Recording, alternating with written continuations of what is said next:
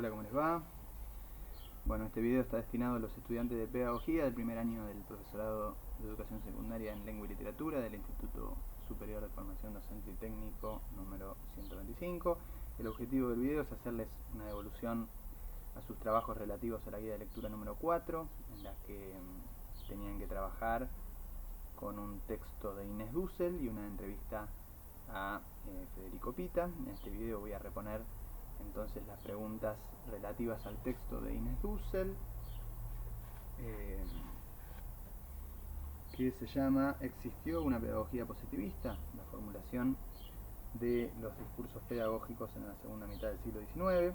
Forma parte de este libro, La escuela como máquina de educar, del cual ya habíamos trabajado el artículo de Pablo Pinó, y del que quizás utilicemos también eventualmente el tercer y último artículo, que pertenece al pedagogo Marcelo Caruso. En cualquier caso, habiendo leído ya o habiendo trabajado dos de los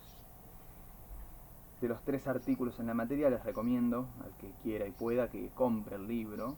Es bueno, sí, que como docentes y alumnos vayamos ampliando y diversificando nuestra biblioteca. Yo soy un defensor o alguien que sigue apostando al formato libro.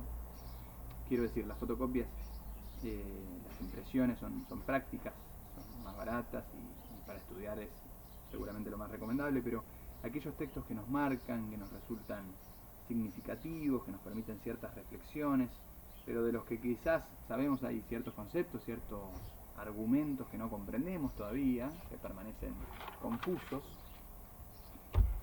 Bueno, esos textos está bueno que los tengamos en libros y que los leamos, los marquemos, los abandonemos en los estantes y que tiempo después, años después, los retomemos y los releamos, ¿no? Es una especie de autoevaluación, ¿no? de revisar qué subrayamos en aquel momento, qué anotamos en los márgenes, qué información jerarquizamos, en qué estábamos pensando.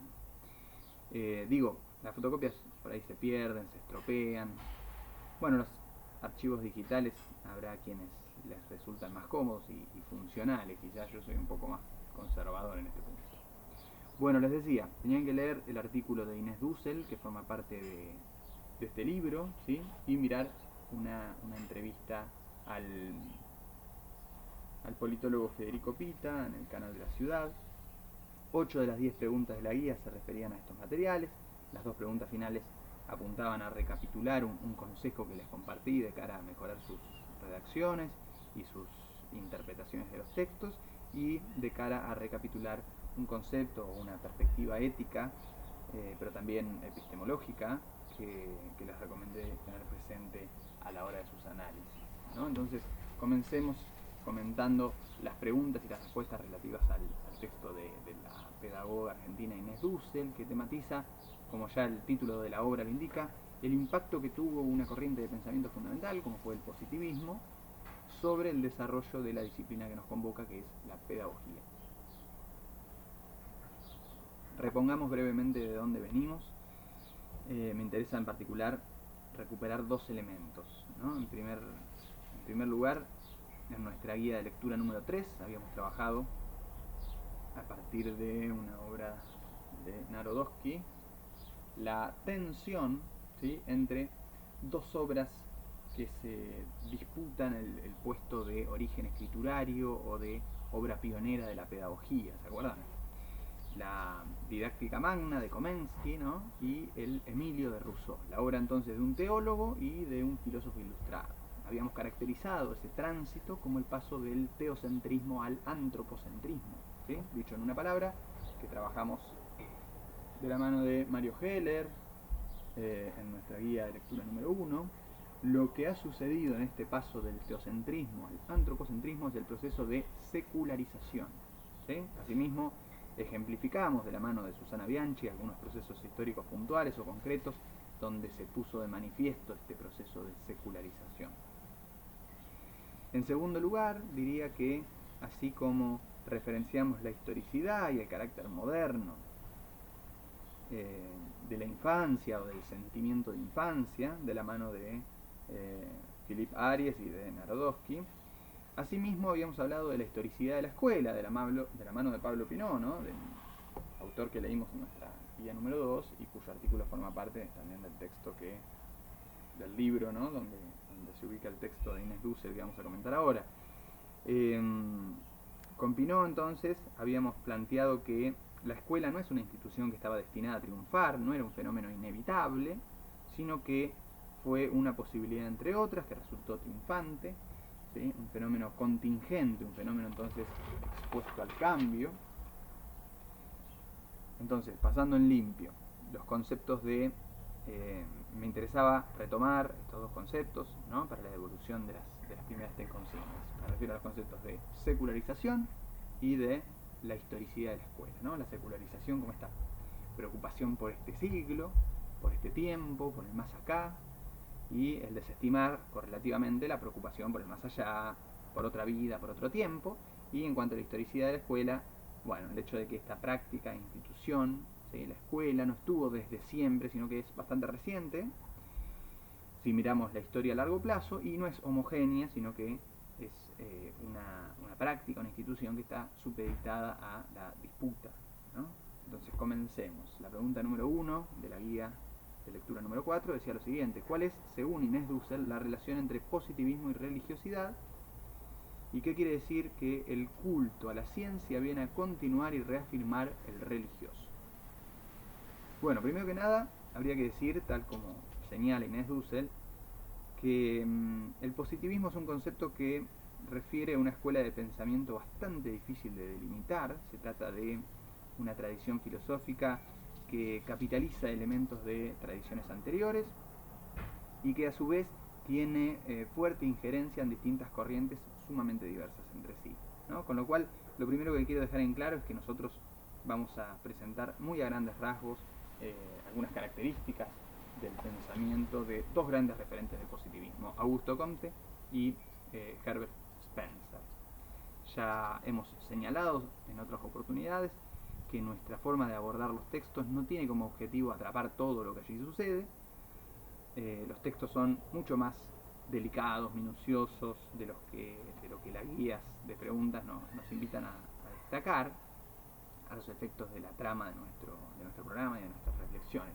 Pero además, esta consideración general habría que exacerbarla en este tipo de textos, porque estamos leyendo fuentes secundarias o comentadores de los autores. No leemos, salvo alguna cita, al propio Comte o al propio Spencer, ¿sí? Podríamos hacerlo, por supuesto, pero llevaría mucho tiempo. Nos facilita el diálogo o la interpretación de estos autores y de sus conceptos una intermediaria, que es justamente la pedagoga argentina Inés Dussel, ¿no? Pero me pareció importante destacar, a raíz de algunas consideraciones en sus trabajos prácticos, que Inés Dussel no es positivista. O sea, a esto me refiero cuando digo que es importante aprender a distinguir las voces que aparecen en un texto. Inés Dussel, como pedagoga, como intelectual que reflexiona en torno a la forma en que se fueron configurando las prácticas e instituciones modernas encargadas de la transmisión de conocimiento de generación en generación, está relevando en este texto el impacto que tuvo una corriente de pensamiento, el positivismo, sobre la educación y sobre la escolarización.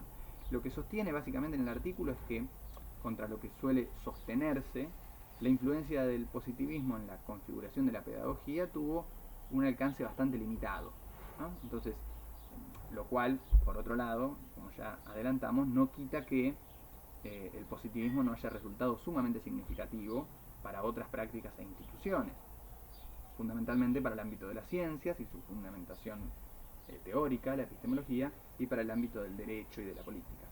Pero en cualquier caso, Inés Dussel está estudiando un fenómeno, una tradición de pensamiento, sobre la que tiene sus opiniones, por supuesto, pero que es una corriente a la que no sería correcto adscribirla, ¿sí? Y así como Inés Dussel puede pensar y escribir en torno a una tradición sin reconocerse con ella, ¿sí? Sin formar parte, asimismo ustedes pueden discrepar, por supuesto, con alguna o con todas las posiciones teóricas que recorramos, pero es fundamental advertir que el hecho de no acordar con una determinada lectura de la realidad social, en este caso, no debe impedirnos comprender esa lectura, ¿no? Es preciso entonces conocer, estudiar, detenernos en lo que otros y otras han pensado y propuesto en el pasado para revisar nuestros propios prejuicios, ¿no? Si es que los tenemos, y desarmarlos, superarlos, o bien robustecer nuestras posiciones y enriquecer las razones por las cuales sostenemos lo que sostenemos,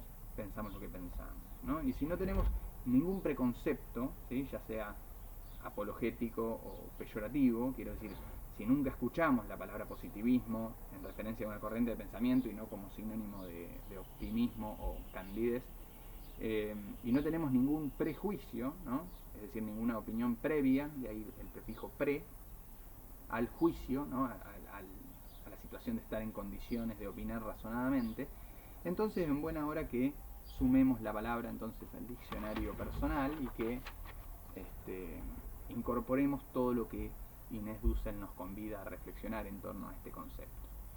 Entonces, en la primera consigna la idea era relacionar este concepto con la religiosidad y explicar una frase alusiva a esta relación, ¿sí?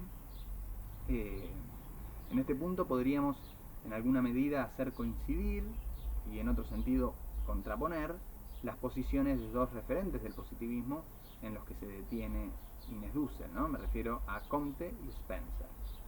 En relación a Comte habría que distinguir dos actitudes. Una primera etapa de su vida, de su pensamiento, que vamos a profundizar de la mano de la pregunta número 2, una etapa en la cual el positivismo, o de manera más genérica, la ciencia y la religiosidad, van a estar en veredas opuestas, ¿no? Según esta primera etapa de Comte, la ciencia viene a relevar, a reemplazar tanto a las religiones como a las filosofías que pretenden explicarlo todo. Él habla más precisamente de metafísicas, ¿no? Entonces, para este primer Comte, la ciencia es el camino seguro al conocimiento, y es preciso abandonar las búsquedas religiosas y metafísicas que nos conducen al error. La ciencia es el motor del progreso, otra palabra sobre la que nos vamos a detener en unos minutos, y la religiosidad sería entonces hasta aquí un síntoma de atraso. Ahora bien, avanzada su vida y avanzado su pensamiento, Comte emprende un nuevo proyecto que para muchos es inconsistente, ¿sí?, es contradictorio con lo que acabamos de señalar. Augusto Comte va a fundar una religión, funda la religión positivista, que va a tener, como toda religión, sus autoridades, sus templos, sus rituales, ¿sí? No va a dejar de ser una religión muy particular, porque allí se rinde culto a la ciencia, ¿no?, al pensamiento científico. Entonces, muchos ven en esta empresa de Comte un acto autocontradictorio, incoherente con lo dicho anteriormente, ¿no?, una negación de aquellas reflexiones que fundan esta tradición de pensamiento llamada positivismo. Otros intérpretes lo ven más bien como una acción desesperada, un intento casi demente de impulsar, difundir, universalizar su pensamiento, ¿no? Pero en una instancia, en un acto que da cuenta más bien de la continuidad y no tanto de la ruptura de su pensamiento. En cuanto a Herbert Spencer, podríamos decir que plantea una posición más mesurada, ¿no?, menos polémica que las dos variantes de Comte, ¿no? Va a decir, bueno, religión y ciencia se dedican a dos ámbitos distintos de la realidad, ¿no? La ciencia a lo que podemos conocer, la religión a lo que no podemos conocer. Bueno, una forma elegante entonces de defender a la ciencia como la práctica o institución que construye y valida el conocimiento fiable, ¿no? La religión queda entonces supeditada, relegada a aquel tipo de aquel ámbito de la realidad que no podemos conocer, ¿no? Entonces, retomando lo que decíamos al principio, el positivismo va a ser la corriente fundamental que va a consolidar aquella intuición del pensamiento ilustrado, ¿sí?, del cambio de época, el cambio de la mentalidad, el paso del teocentrismo al antropocentrismo, ¿no? Esto que veíamos con el pensamiento ilustrado que empezaba a suceder, se va a consolidar con el positivismo. El antropocentrismo va a consolidar entonces el proceso de secularización, la preocupación por este siglo, por este tiempo. Ahora vamos a hablar de la noción de progreso, que está muy emparentada con esta temporalidad científica y fabril, cuyo instrumento de medición, no por casualidad, también un invento moderno, es el reloj. Después de todo lo dicho, supongo que ahora entonces resultará más claro por qué, según Inés Dussel, el culto a la ciencia viene a continuar y a reafirmar el culto religioso, ¿no? Si bien ha variado la práctica o la institución que legitima el conocimiento, el positivismo creía haber alcanzado una nueva verdad revelada, ¿no? Esa revelación ya no se daba a través de un contacto fideístico con un Dios personal, sino que se daba a través de la observación y de la experimentación, ¿sí?, que prescribía el método científico. Y si bien con el correr de los años, ¿no?, de las décadas, la ciencia y los científicos van a circunscribir sus pretensiones, van a devenir más modestos en relación a sus pretensiones de conocimiento, pese a todos los éxitos de la tecnología y de la tecnociencia que podamos mencionar, ¿no? Pero digo, más allá de la cautela que puedan tener los científicos hoy en día en relación a este optimismo recalcitrante del positivismo de Comte y Spencer, lo cierto es que en el sentido común ha permeado esta idea de que la ciencia es la nueva garante de la verdad revelada, ¿no? Muchas discusiones se terminan cuando una de las personas que intervienen afirma algo como lo siguiente: bueno, esto está científicamente comprobado, ¿no? Entonces parecería que después de una frase como esa, repito, en el sentido común, en el lenguaje cotidiano, ordinario, parecería que después de que se dice una frase como esa, bueno, se terminó la discusión, ¿no? Es indiscutible aquello que está científicamente comprobado. Bueno, en realidad la ciencia es una práctica social, ¿no? Con lo cual es un fenómeno histórico, con lo cual ha ido cambiando a lo largo de la historia. Ahora vamos a conversar en las siguientes preguntas respecto de un cambio muy significativo que se dio al interior de las ciencias sociales, en este gesto primerizo de las ciencias sociales de trasladar mecánicamente al estudio de las sociedades preceptos de las ciencias naturales, puntualmente de la biología. Pero no es un fenómeno que se reduzca a las ciencias sociales. Podríamos hacer una historia también de la biología o una historia de la matemática y ver cómo se han ido reinterpretando esas disciplinas. Quiero decir, cuidado con el culto ciego, no solamente a las religiones, sino también a la ciencia. En este contexto de pandemia y de aislamiento se pone de manifiesto esta fe ciega en la ciencia, ¿no? Entonces, sin caer en la sumamente ingenua y sumamente peligrosa posición conspiranoide anticuarentena, una posición que es fundamental discutir, pero digo, más allá de esa posición, repito, ingenua, peligrosa y extrema, creo que no debemos perder la posibilidad de hacer una crítica a la ciencia, a la forma en la cual se construye y se valida el conocimiento, ¿no? Porque es una práctica social que legitima, además, formas de organizarnos como sociedad, ¿no? Y hace posible, por ejemplo, una industria armamentística y una lógica productiva extractivista que está poniendo en peligro a la humanidad y al planeta todo. Avancemos un poquito. La pregunta número 2 decía: ¿en qué consiste, según Inés Dussel, la idea de progreso unilineal en Comte? ¿En qué sentido sus estadios de la humanidad se codifican racialmente? Bien, Comte sostiene que la historia de la humanidad puede ser vista como una serie de transformaciones en nuestras maneras de ver el mundo, que son cada vez más sofisticadas y que nos garantizan cada vez mejores formas de vida.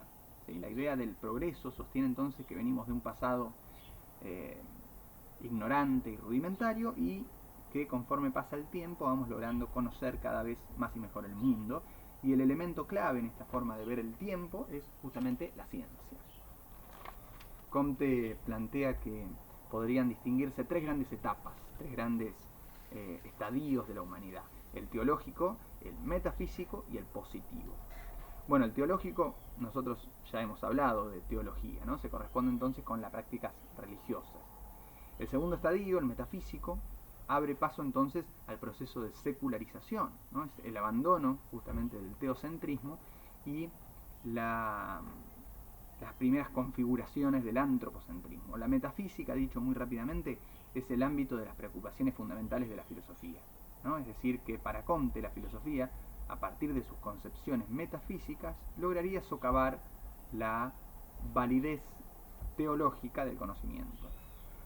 Pero el estadio metafísico es todavía insuficiente para Comte. Es preciso abandonar las preguntas metafísicas, ¿no? La pregunta por la idea de Dios, de alma, del mundo, ¿no? Que sean preguntas que acaso no tengan ningún sentido, y alcanzar entonces el estadio positivo, este tercer estadio, que es el estadio científico.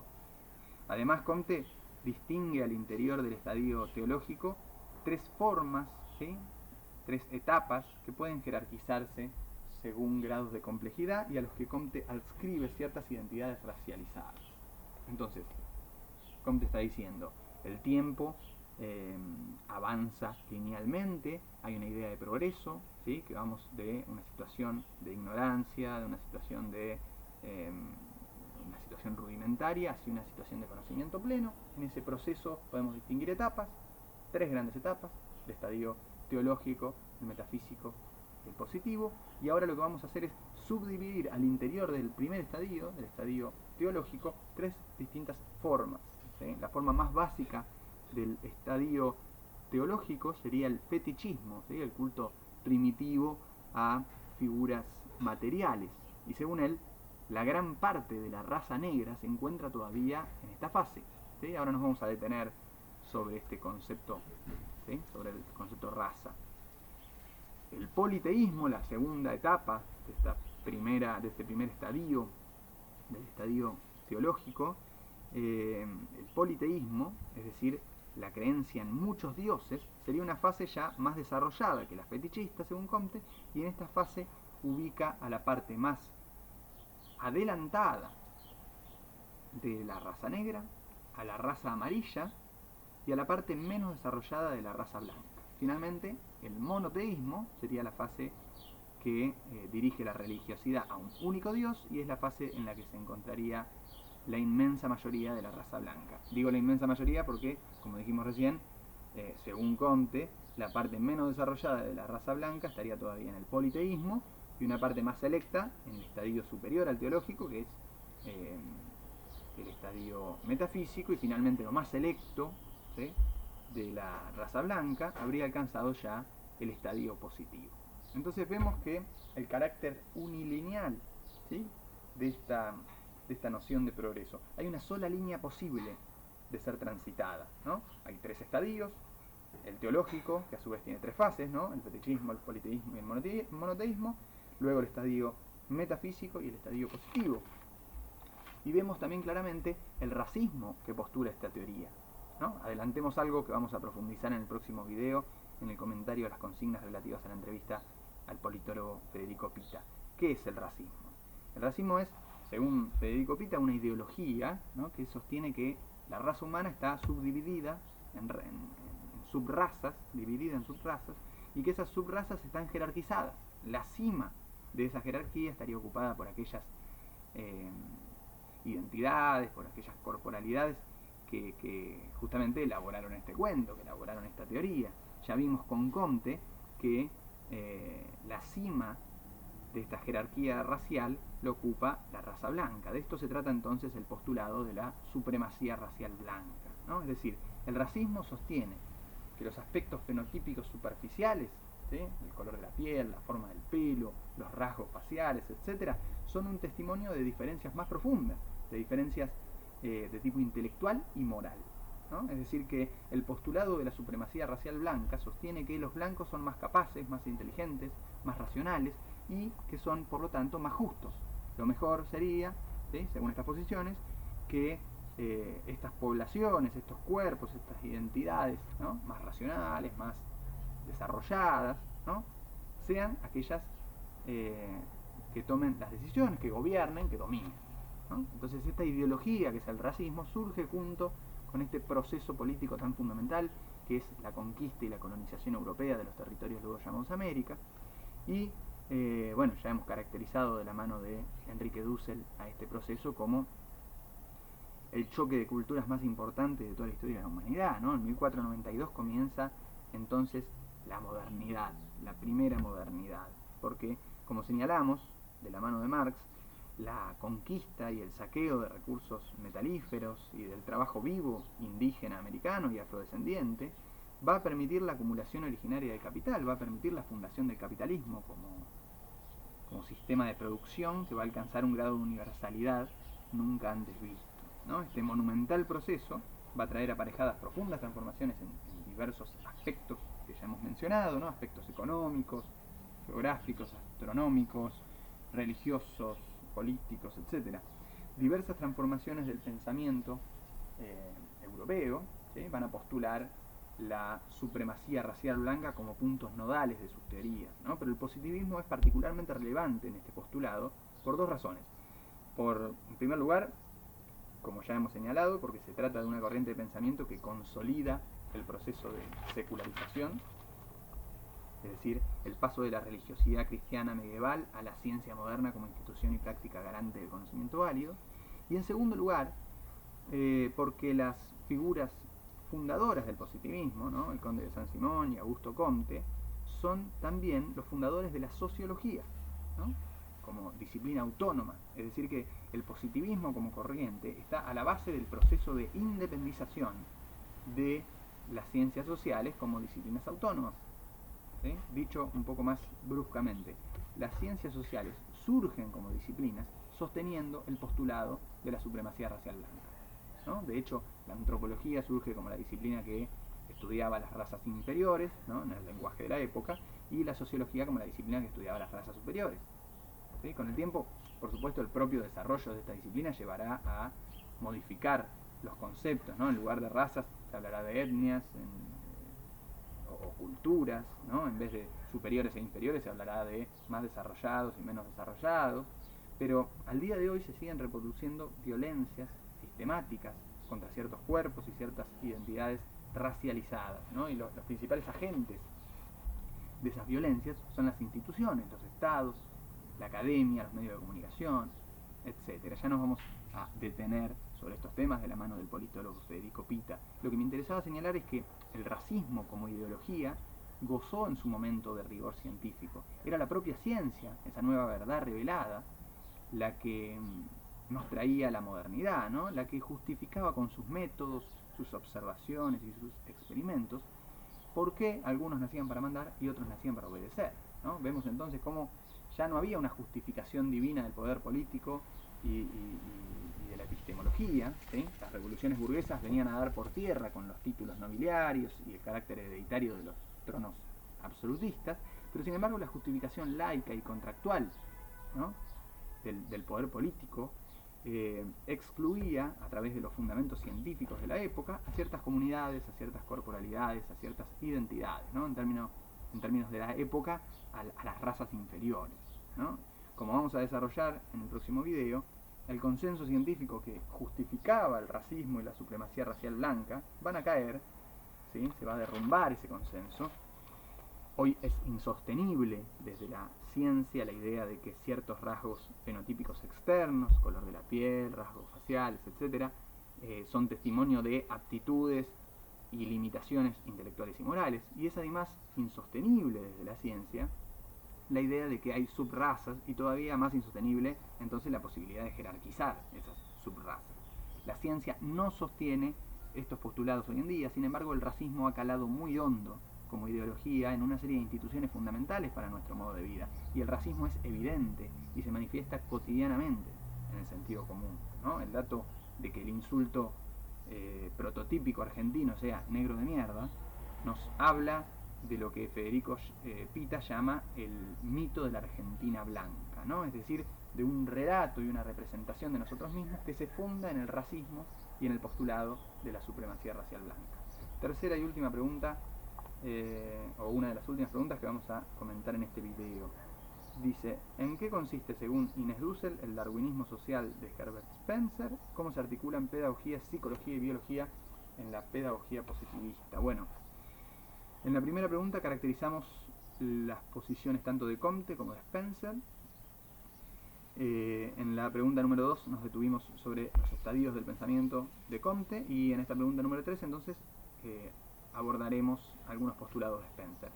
Como dijimos, las ciencias sociales surgen como disciplinas autónomas, trasladando mecánicamente metodologías y conceptos que habían tenido éxito en las llamadas ciencias duras, ¿no? Ya sean las ciencias formales, como la matemática y la lógica, o las ciencias empíricas, que abordaban el estudio de la naturaleza, ¿no? Las ciencias naturales. Spencer es un caso emblemático, aunque no el más extremo, del darwinismo social. ¿Qué es eso? El intento justamente de trasladar a la sociología, es decir, al estudio de las sociedades, conceptos y métodos de las ciencias naturales, más precisamente de la biología, ¿sí? De la obra revolucionaria de un biólogo inglés del siglo XIX llamado Charles Darwin, ¿sí? Cuyo texto más renombrado es El origen de las especies.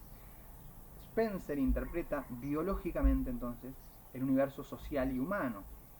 Aclaremos lo siguiente: Darwin no acuerda con este uso de sus conceptos, ¿no? Darwin no hizo sociología, él investigó restos fósiles a lo largo y ancho del mundo y propuso, ¿no?, una teoría que permitía explicar la evolución biológica a partir de la selección natural, ¿sí? Según Darwin, y esto es algo que sigue sosteniendo la biología actualmente, todos los seres vivos tendríamos un antepasado común, como señalamos de la mano de Mario Heller. Este es un gran hito del proceso de secularización, ¿no? El hombre ya no sería una criatura creada a imagen y semejanza de la divinidad, sino que más bien es una casualidad en la enorme trama de casualidades que es la evolución de las especies. Ahora bien, dicho rápidamente y de un modo muy introductorio, según Darwin, en la reproducción de los organismos vivos se heredan ciertos rasgos, ¿no? Y se da una variabilidad de dicha herencia entre los distintos individuos de una misma población. Y esa variabilidad genera diferencias en la capacidad de supervivencia y en el éxito reproductor. La acumulación de estos cambios a lo largo de miles de millones de generaciones produciría todos los fenómenos evolutivos, ¿sí?, existentes y que han existido, ¿no? De modo que la teoría biológica darwiniana permitiría explicar un universo muy amplio de fenómenos observacionales, ¿no?, la inmensa diversidad de seres vivos.